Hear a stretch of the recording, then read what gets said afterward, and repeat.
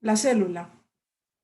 Pues nosotros tenemos algunos conocimientos sobre la célula que nos han dado desde que empezamos a estudiar, ¿verdad? Desde la primaria, desde la secundaria, y luego pues estudiamos las células y seguimos ya una carrera universitaria que tenga que ver con salud. Siempre tenemos que estudiar lo que es la célula, siempre, ¿verdad? Porque la célula es la unidad estructural y funcional de todo ser vivo, ¿verdad? Entonces quiere decir que para que un organismo manifieste vida, tiene que funcionar adecuadamente todas las células que forman parte de él. Por eso es importante, ¿verdad? Que estudiemos lo que es la célula. Bien. Acá tenemos un breve resumen de los principales tipos de células. Ustedes ya revisaron en su guía que pues vamos a encontrar dos tipos importantes de células, las células procariotas y las células eucariotas. Las células procariotas se caracterizan principalmente porque el material genético, recuérdense que ya vimos lo que son las biomoléculas. Hablamos de carbohidratos, lípidos, proteínas, ácidos nucleicos. Los ácidos nucleicos son ADN y ARN. Y en este caso nos dice que las células procariotas son las que tienen el ADN dentro de la célula, pero este ADN no está encerrado en un núcleo, o no hay núcleo en las células procariotas, ¿verdad? Esta es la principal característica de las células procariotas. Y un ejemplo de ellas, pues, son las bacterias. Esas serían las células procariotas. Ahora bien, las células eucariotas van a ser aquellas en el que el ADN sí está encerrado en un núcleo, ¿verdad? Sí tiene un núcleo verdadero. Y dentro de estas encontramos a la célula animal y a la célula vegetal, ¿verdad? Entonces estos dos tipos de célula forman parte de las células eucariotas. Eucariota significa que tiene un núcleo verdadero.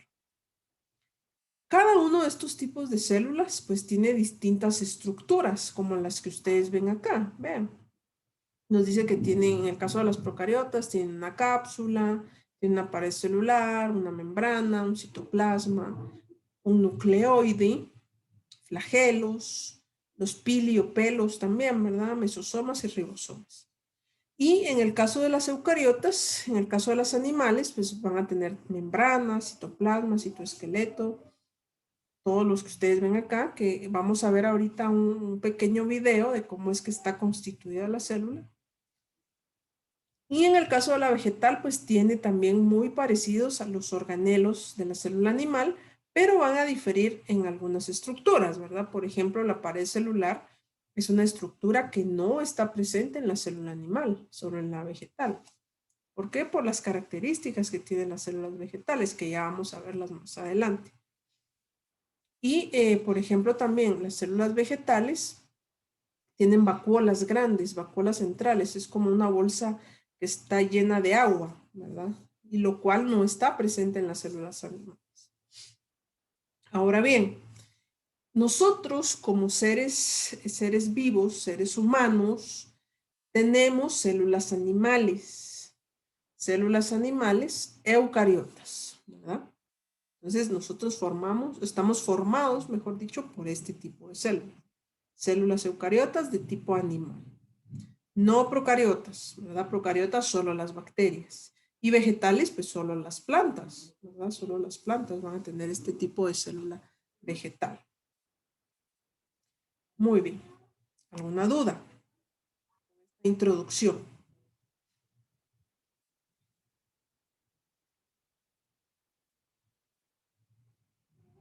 ¿No? No, licenciada, todo claro. Perfecto. Bien, entonces, para que nosotros sepamos todas las características que conocemos actualmente de la célula, pues ha sido importante un instrumento que ha permitido ir diferenciando esas características propias de las células. Y me refiero al microscopio, ¿verdad? El microscopio ha sido la herramienta más útil que nos ha permitido estudiar a las células. ¿Por qué? Porque las células tienen un tamaño muy, muy pequeño. Hablamos de micrómetros, ¿verdad? Un micrómetro, perdón, es la milésima parte de un milímetro. Entonces es una unidad muy pequeña. Por ello es que no es visible a nuestros ojos. Y por ello es que necesitamos de un instrumento para poder observar a las células. A lo largo del tiempo, pues se han utilizado muchos microscopios.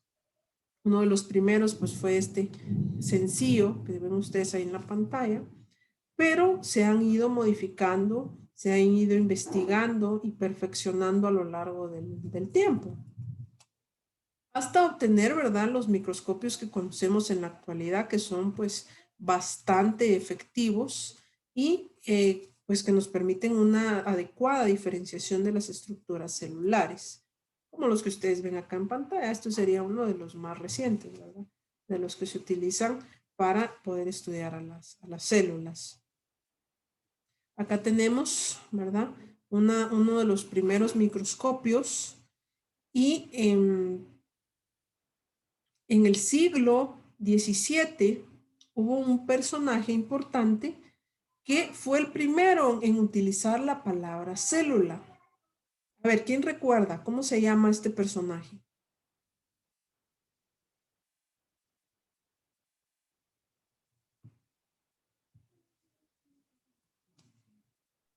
Robert Hawking. Sí, gracias Ashley, es Robert Hooke, ¿verdad? Robert Hooke empezó a hacer experimentos con un microscopio que perfeccionó y descubrió que habían ciertas estructuras características en el corcho. El corcho es un pedazo, ¿verdad?, de un árbol que se utiliza para sellar botellas o para sellar algún espacio, ¿verdad? Entonces, eso fue lo que él empezó a observar. Y lo que observó fue lo que ustedes ven en la pantalla, ahí lo que se ve en el círculo negro. Esos espacios, en realidad, son células, ¿verdad? O sea que todo lo que ve él ahí sería la pared celular de las células.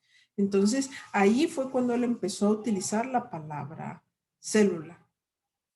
Tiempo después, pues, Leeuwenhoek, ¿verdad? Anthony van Leeuwenhoek siguió perfeccionando el microscopio y pudo ir diferenciando ya células ya que son distintas. Por ejemplo, él ya utilizó la diferenciación de las células de la sangre, ¿verdad? Por ejemplo, las células sanguíneas, que ya podían ser evidentes en el microscopio de Anthony van Leeuwenhoek. Y en nuestra era actual, pues ya la tecnología nos ha permitido pues modificar en gran manera esos primeros microscopios. Inclusive pues ya hay microscopios electrónicos, ¿verdad?, que ya nos permiten diferenciar no solo las células, sino que las estructuras internas de cada célula. Y acá tenemos esta imagen, ¿verdad? Es lo que nos va a permitir el microscopio poder observar. Si ustedes se dan cuenta acá, pues ya habíamos hablado de que las células son muy pequeñas y ustedes pueden ver acá que estamos hablando aproximadamente de entre 10 y 100 micrómetros. Eso es lo que miden las células. Y acá tenemos las unidades de medida, vean. Una micra, ¿verdad?, es la milésima parte de un milímetro. O podríamos hablar de la millonésima parte de un metro, ¿verdad? Entonces, así es como vamos a diferenciar estos tamaños en las estructuras. Pues esto ya no es perceptible a nuestros ojos, ¿verdad? Y por ello es que necesitamos ya ver con un microscopio. Vean, acá tenemos un embrión de rana. Este todavía es perceptible porque mide aproximadamente 1 milímetro, pequeñito, pero todavía lo vemos. Un huevo de gallina obviamente sí es visible y para arriba todo lo demás. En cambio, de la célula para abajo necesitamos microscopios para poder observar.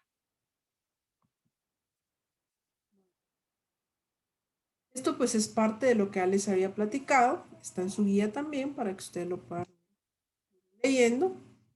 Robert Hooke, el primero en utilizar este término. Tiempo después, pues Anthony van Leeuwenhoek modificó el microscopio y ya para el año 1838-1839, Matthias Schleiden y Theodor Schwamm postularon que la célula es la unidad básica y estructural de todos los seres vivos, de todos, absolutamente todos, ¿verdad? Y después, unos años después, Rudolf Virchow, pues terminó de consolidar esta teoría que se tenía y pudo proponer la teoría celular. La teoría celular, pues toma en cuenta que pues todos los seres vivos están compuestos por células. Eso ustedes lo tienen también en su guía. Todos los seres vivos están compuestos por células.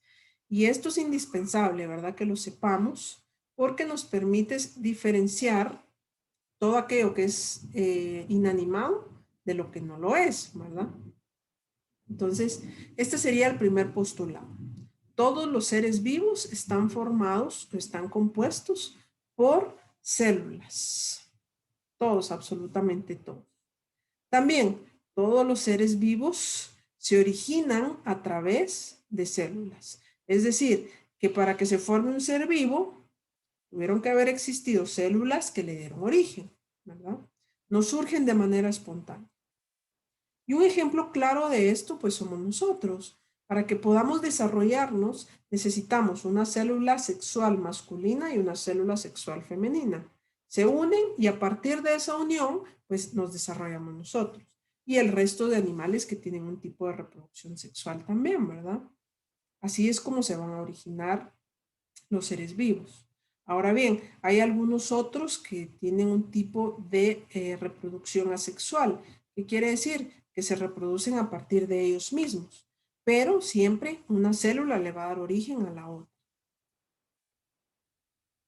Postulado número 3 de la teoría celular. Todas las funciones vitales de la célula, o todas las funciones vitales de los organismos, mejor dicho, giran alrededor de las células, ¿verdad? Es decir, que la célula es la unidad funcional de la vida, la unidad estructural. La vida depende de la célula. El que yo les esté hablando acá, el que ustedes estén poniendo atención, todo esto depende de la célula, ¿verdad? Del conjunto de células que van a ir realizando su trabajo para que pues, pueda manifestarse la vida en los organismos. Por último, las células contienen el material hereditario que va a ser esa unidad genética que se puede ir transmitiendo de células a células, de generación en generación. Estos serían entonces los postulados más importantes y que pues fueron propuestos por Rudolf Virchow, previamente con conocimientos que habían proporcionado ya Schneiden y Schwamm, ¿verdad? En el año 1800. Por eso es que es importante que esto lo tomemos en cuenta, porque es parte de la historia que nosotros debemos conocer si nosotros estudiamos biología, ¿verdad? ¿Alguna duda hasta ahorita, jóvenes? No, licenciada. ¿Todo No, claro? licenciada. ¿Seguros y seguras? No, señor. Muy bien, perfecto. Muy bien.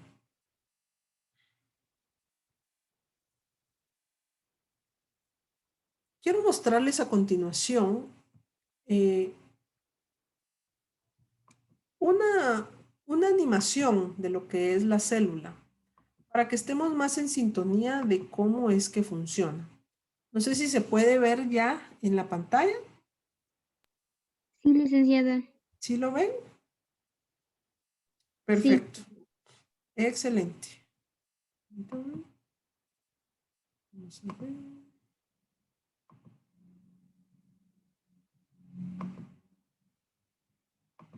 Listo.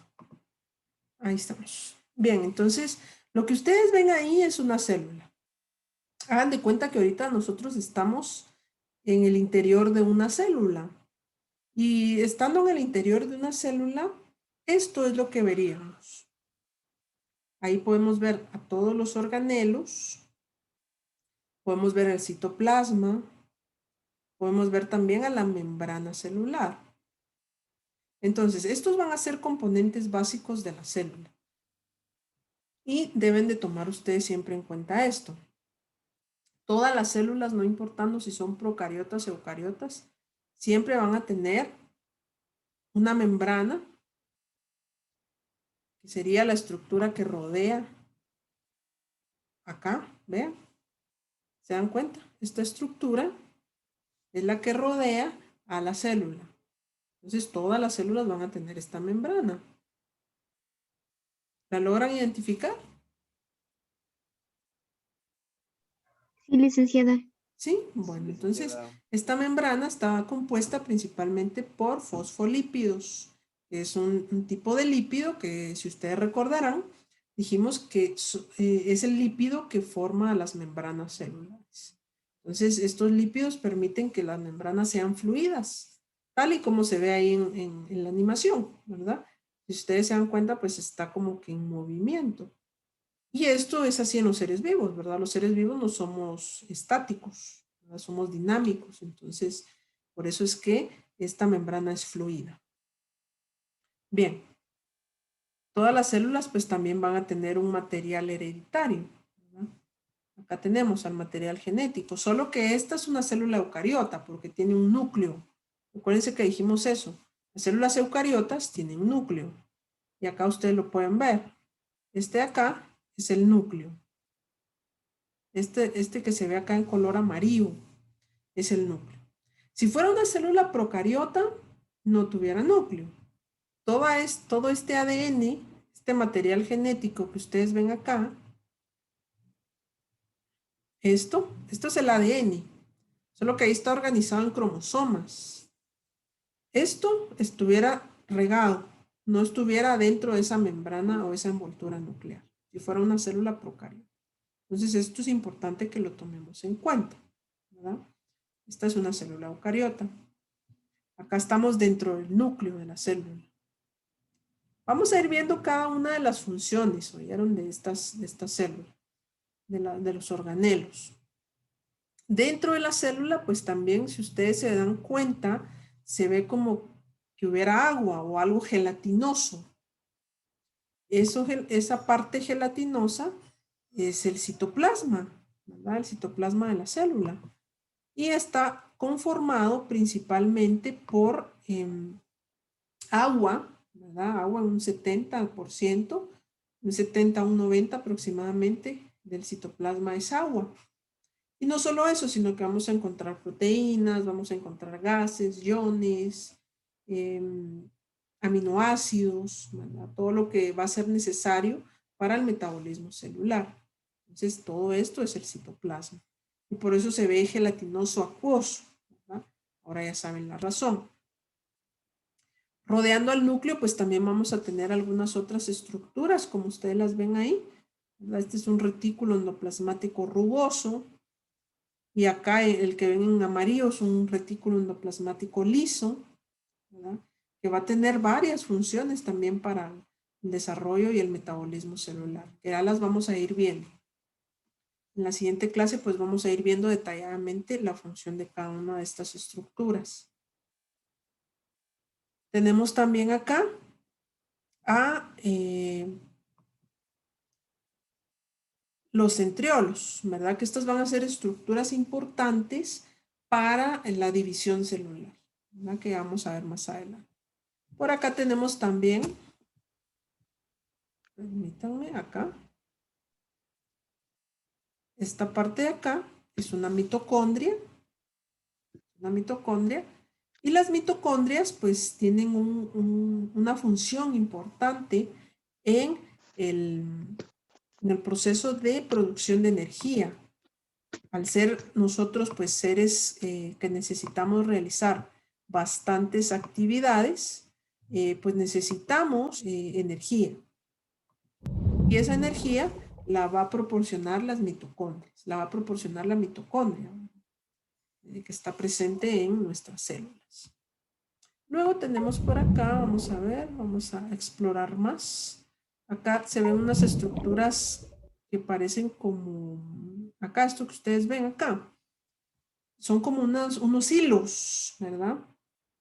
Pero eso es el citoesqueleto. La célula también tiene un esqueleto. Obviamente no de huesos como el nuestro, sino que el citoesqueleto está formado por proteínas que van a garantizar que la célula se mantenga firme, que se mantenga forma y se dé una estructura, y también van a participar en la división celular, ¿verdad? Entonces es importante este citoesqueleto para el funcionamiento celular. Tenemos también por acá algunos ribosomas, que son estas estructuras que ustedes ven acá que tienen como forma de frijolito, ¿verdad? Estos ribosomas, su principal función es la producción de proteínas, ¿verdad? Recuérdense que vimos esta biomolécula importante, las proteínas, que se componen de aminoácidos. Entonces, el lugar en la célula en donde se van a unir los aminoácidos para formar proteínas grandes es en esto, en los ribosomas, ¿verdad? En esa pequeña estructura con forma de frijolito. Allí es donde se van a formar las proteínas. Importante también para todos los seres vivos. ¿Qué más tenemos por acá? Se nos escapa también el aparato de Golgi. Acá está, ¿ven?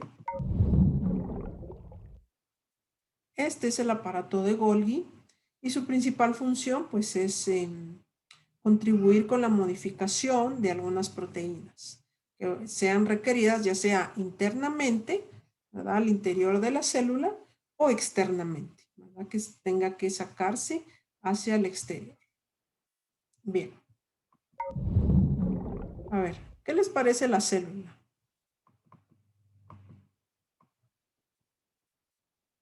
Tenemos acá una vista muy...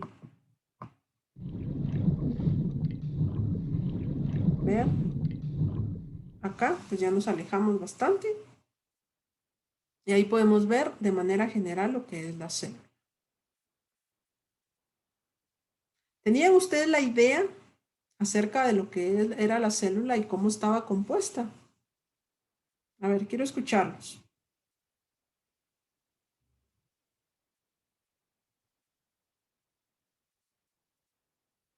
No, licenciada.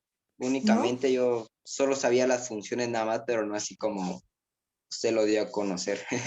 Ah, perfecto. Qué bueno que ahora pues ya no, ustedes conocen, ¿verdad? Cómo está formado, cómo es una célula. Acá pues ustedes ven una célula, pero nosotros somos organismos multicelulares. ¿Qué quiere decir? Que tenemos millones de estas células formando tejidos, ¿verdad? Por ejemplo, en la piel tenemos millones de células que nos van a dar esas características que tiene la piel, de ser resistente y de ser una barrera, ¿verdad? Solo que ahí son células epiteliales que pues tienen la función como una barrera principalmente. En el corazón hay otro tipo de célula, pero todas tienen la misma base. Todas tienen estas estructuras, ¿verdad? Todas van a tener esta estructura, aunque no tengan la misma forma. Por ejemplo, no es lo mismo una célula de la piel que una célula del cerebro, o no es lo mismo una célula del corazón que una célula del riñón, ¿verdad? Todas son células, sí, todas tienen núcleo, todas tienen los organelos que les mostré, pero van a ir cambiando en sus formas. Dependiendo de la ubicación en la cual estén, así va a ser, ¿verdad? La forma de la célula. Bien, esto fue de manera muy general. Conforme vayamos desarrollando el contenido, pues vamos a ir regresando a nuestra animación de la célula para ir pues describiendo sus funciones. Bien, ¿alguna duda hasta ahorita?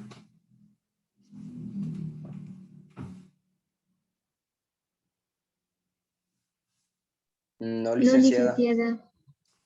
Perfecto, entonces si no hay dudas, por hoy nos quedamos acá, jóvenes. Nos vemos en la siguiente clase. Que tengan una excelente tarde y cualquier duda, pues estoy a la orden ahí en el grupo que tenemos. ¿Bien? Solo les voy a tomar la asistencia.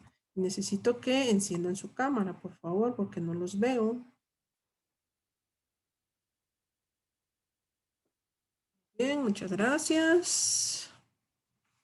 Permítanme un segundito. Ahorita les tomo la asistencia. Bien. Listo.